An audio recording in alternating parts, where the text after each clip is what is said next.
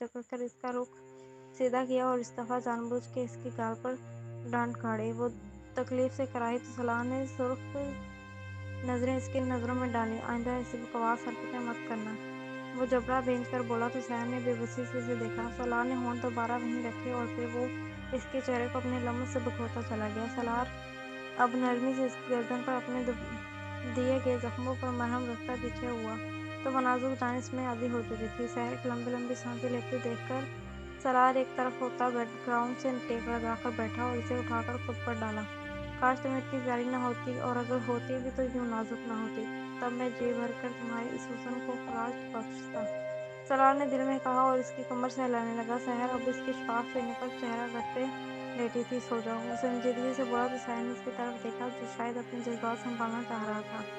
वो डरती हुई जल्दी से कबूतर की तरह आंखें मींची तो सलार ने इसकी दोनों आंखों बारी बारी चूमी। सलार शाह की छोटी सी जान वो इसकी पेशानी चूमकर मोहब्बत से बोला, फिर खुद भी आंखें मोम गया। हालांकि वो अब एक हाथ से इसकी गालों पर उंगलियां चला रहा था जबकि दूसरा हाथ इसके गर्द बांध रखा था। फिर कुछ ही देर बाद दोनों की मध्यम सांसें एक कमरे में धीमा धीमा शोर बर्पा करने लगी थी। वो रूम में आई तो अम्मान कपड़े ले कर वॉशरूम में फ्रेश होने चला गया था। अलबत्ता हानिया उमर को लिए बेड पर आ गई। उमर को दोपहर में हाल का सफीर हो गया था। हानिया बहुत परेशान हो गई थी, लेकिन फिर नादिया शाह ने इसे कहवा बनाकर दिया और पिलाया और सिरप दिया तो इसकी तबीयत बेहतर थी। हानिया ने काफ़ी देर उमर को सहलाने की कोशिश की, मगर जब वो नहीं सोया तो इसने नाराजगी से बेड के दरमियान में लटा दिया और खुद अपनी तरफ लेट गई। उमर ने रोजाना का मामूल बना लिया था कि वो खुद तो वो मोहतरमा शाम को नींद ले लेता, मगर रात में हानिया की नौबत में दम करके रखता था। ना ही इसे रात 2-3 बजे तक खुद सोना पसंद था और ना माँ को सोने देता। हानिया 4 रातों से लगातार 3-4 बजे सो रही थी, इसलिए वो आज बहुत थकी हुई थी। अभी तक तो उमर आराम से लेटा खिलौने को हाथों में घुमा रहा था तो इसकी शोर पर हैरत ज़दा होता ये अमल बार बार कर रहा था। हानिया इसे देख रही थी कि जानती थी कुछ ही देर में इसका बेटा इस खिलौने से कुता जाएगा और फिर इसे सिर्फ हानिया चाहिए होगी। उमर दिन ब दिन सेहतमंद होता जा रहा था जो सिर्फ और सिर्फ नादिया और नूर बेगम की मेहनत का असर था। हानि तो आजकल खुद को ही मुश्किल से संभाल पा रही थी। आहिस्ता आहिस्ता मौसम में बदलाव आ रहा था तो हानि को उमर की बहुत फिक्र होने लगी थी। इसकी पूरी कोशिश थी कि उमर बीमार ना हो जाए, क्योंकि हानिया को उल्टी करने वाले बच्चों से चिढ़ थी। मगर नूरशाह इसे समझाती थी कि अपने बच्चों को कोई चीज़ बुरी नहीं लगती। जब कभी उमर ने उल्टी की तो देखना आपका दिल हरगिज खराब नहीं होगा। हानिया अपनी सोचों में गहरी थी। जब अमान वॉशरूम से आया, वो बार टॉवल से पोंछ कर टॉवल वहीं सोफे पर फेंका बेड तक आया तो हानिया ने गुस्से से इसे देखा। फैला तो वो मचा दिया करता था, मगर समेटने से पड़ता था, क्योंकि मिस्टर उस्मान शाह को पसंद नहीं था कि इनके बेडरूम में मुलाजिम दाखिल हो।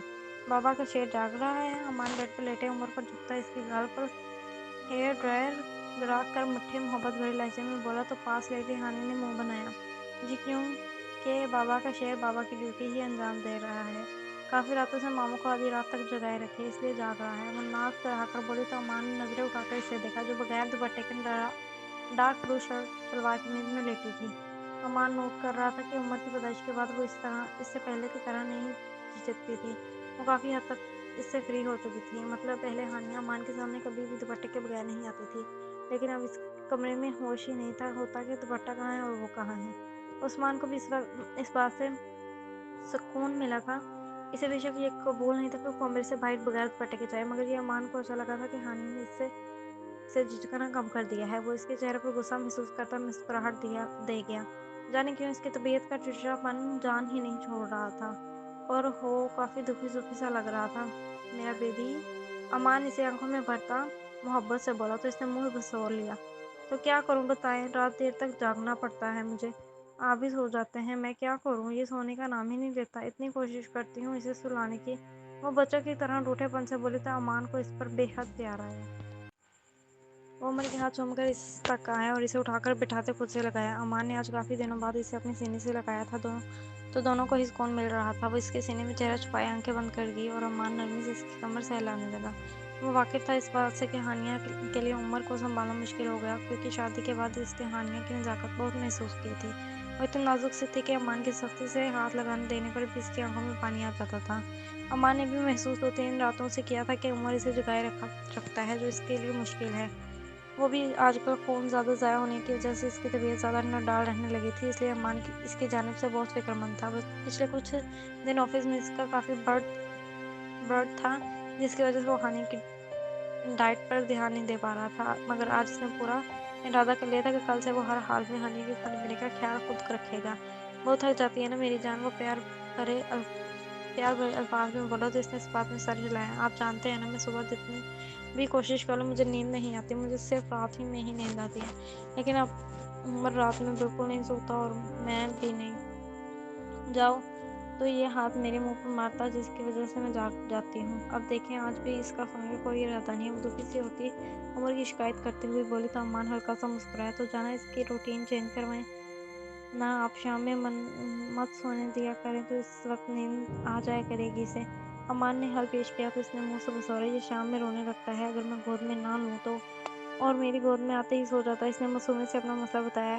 اٹس اوکے، ایک دو دن رونے دیں مگر منت سلائیں، ابھی روٹین ٹھیک کریں نہیں تو بعد میں بھی پرابلم ہوگی ہمارے لیے۔ امان پہلے تو سنجیدگی سے مگر آخر میں مانی خزی سے بولا تو ہانیہ نے اسے پہلو میں منی چونٹی کاٹی۔ ہرگز نہیں، آپ سوچیں بھی مت کہ میں آپ کے ہاتھ آؤں گی، یہ سنبھل جائے یہی بہت ہے میرے لیے۔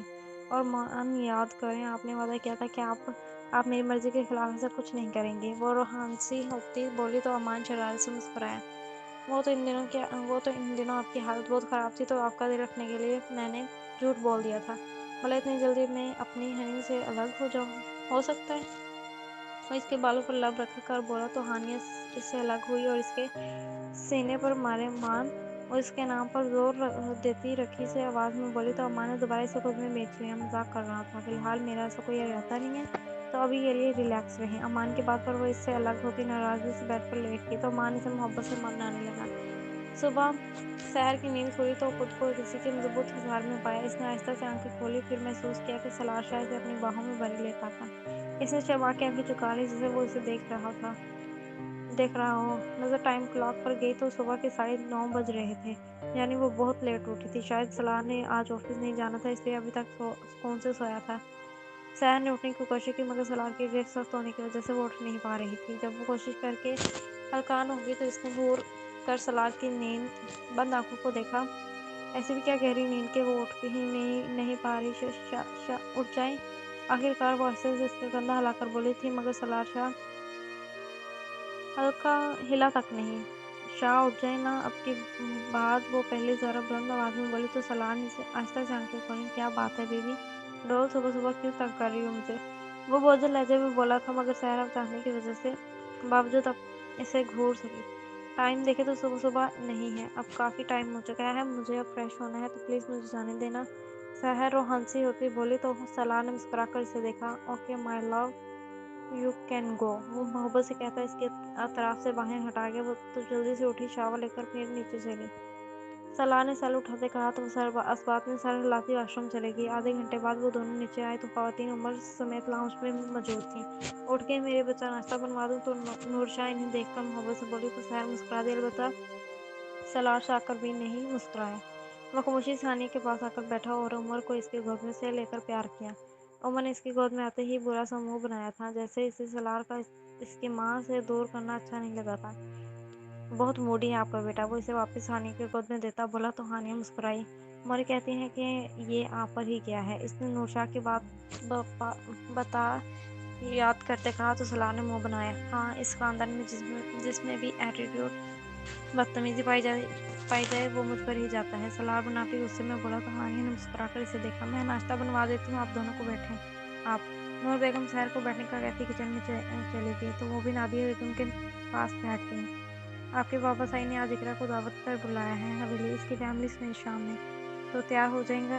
شادی کے بعد لڑکیاں یوں سونی سونی اچھی نہیں لگتی، ان کی سسرالی بھی آئیں گے تو باتیں نہ بنائیں، نادی شانی سے سمجھاتے ہوئے کہا تو سحر نظریں جھکا گئی۔ اسے وہ دن یاد آیا جب سالار نے اسے آفرین سے بچایا تھا اور اب وہ شرمندہ ہو رہی تھی کہ سالار جانے کیا سوچتا ہوگا اس دن کے متعلق۔ سالار کا چہرہ بھی غصے سے سرخ ہوا تھا، وہ بالکل نہیں چاہتا تھا کہ آفرین ان کی حویلی آئے۔ اس نے کوئی کم گھٹیا حرکت نہیں کی تھی اس کی بیوی کے ساتھ، مگر وہ مجبور تھا کہ اسے یہاں آنے سے روک نہیں سکتا تھا کیونکہ وہ ان کی پھپھو کا اکلوتا بیٹا تھا۔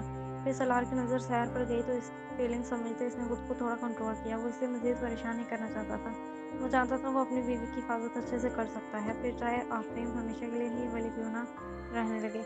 نہیں چھی، کوئی ضرورت نہیں ہے اسے غیر مردوں کے سامنے زیادہ تیار ہو کر آنے کی، یہ سادگی میں بھی اچھی لگتی ہے، اور ویسے بھی لوگوں کی باتوں سے ہمیں کوئی فرق نہیں پڑتا۔ سالار سنجیدگی سے بولا تھا، مگر نادر شاہ کے چہرے پر ایک دم مسکراہٹ آئی تھی، یعنی ان دونوں میں سب ٹھیک ہو چکا تھا جو اس وقت سحر کے لیے کہہ رہا تھا۔ انہوں نے خوشی سے پوچھا، پھر وہ مسکرانے لگی۔ ہانیہ، اب اپنی عمر دیں نہ مجھے۔ سحر ہانیہ کی دوسری طرف بیٹھی بولی تو ہانیہ نے مسکرا کر اس کی گود میں عمر دیا۔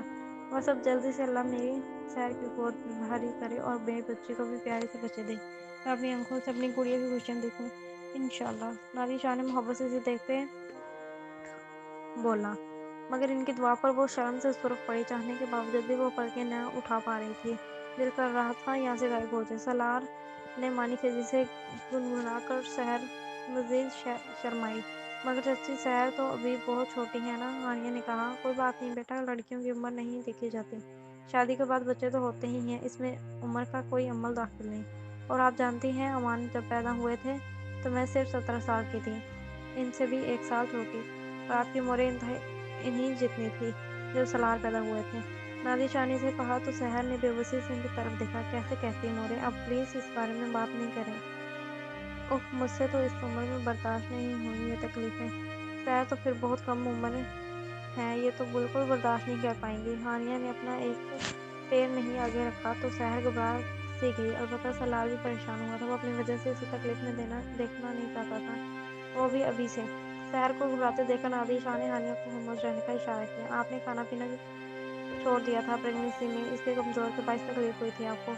سحر اگر اپنی صحت کا خیال رکھیں گی تو انہیں کوئی تکلیف نہیں ہوگی۔ وہ سحر کو دیکھتی ہوئی بولی، تبھی نورشاہ بھی کچن سے باہر آئی اور ادھر ہی بیٹھ گئی۔ کیا باتیں ہو رہی ہیں بھئی؟ انہوں نے عمر کی جانب دیکھتے کہا جو سکون سے سحر کی گود میں لیٹا تھا۔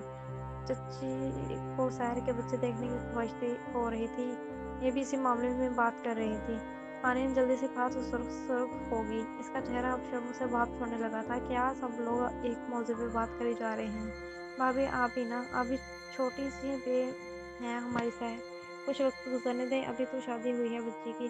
نورشاہ سے دیکھتے بولی تو نادر شاہ نے اس بات میں سر ہلایا۔ مگر اللہ کا چاہا کوئی روک نہیں سکتا، بھلا اللہ نے چاہا تو اپنی نعمت سے رحمت سے نواز دے گا۔ مجھے جلدی نہیں ہے، مگر شاید مجھے جلدی ہی ہے، پہلے اپنی ایک بیٹی کھو چکی ہوں، اس کی بیٹی کی کوئی خوشی نہیں دیکھی میں نے، مگر اب ان کی خوشیاں دیکھنا چاہتی ہوں، اس لیے اپنے رنگ سے میری تو یہی دعا ہے کہ مجھے میری زندگی میں میری سحر کی ساری خوشیاں دکھاتا میں پرسکون ہو کر منت کے پاس جا سکوں۔ نادر شاہ غمزدہ ہوتی بولی تو سب ہی اداس ہو گئے تھے۔ نادیہ سالار بھی منت کے ذکر پر اذیت سے آنکھیں میچ گئی۔ البتہ سحر اپنے مورے کے دل کا حال سن کر تیزی سے اٹھتی، انتقائی عمر نورشاہ کو تھما کر وہ ان کے پاس آ بیٹھی اور چہرہ ان کے کندھے پر رکھ لیا، جبکہ اس کی آنکھیں اب اذیت سے سرخ ہو چکی تھیں۔ مورے پلیز ایسی باتیں مت کریں، میری مورے ابھی کہیں نہیں جا رہی، آپ ہمیشہ یوں ہی میرے ساتھ رہیں گی، اور آپ اتنی اداس کیوں ہیں؟ یقین رکھیں مورے، میں بہت خوش ہوں اپنی زندگی سے۔ وہ محبت سے ان کے گرد بازو لپٹائے بولے تو انہیں سینے سے لگایا۔ مورے کا پارا بچہ۔ نادر شاہ نے اس کی پیشانی چومی، پھر اس کی آنکھیں صاف کی جو اب آنسو بہا رہی تھیں۔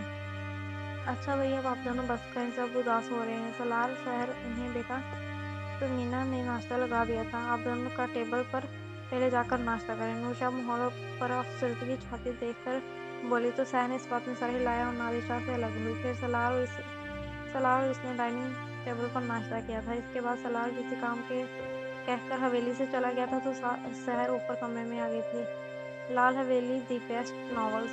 کمر سیٹ کر کے وہ نیچے آئی تو سب کچن میں مصروف شام کی تیاریاں کر رہی تھیں، کیونکہ ان کے ہاں دعوت میں باہر سے کھانا نہیں منگوایا جاتا تھا، گھر کے ملازم اور خواتین ہی سب کچھ بناتی تھیں۔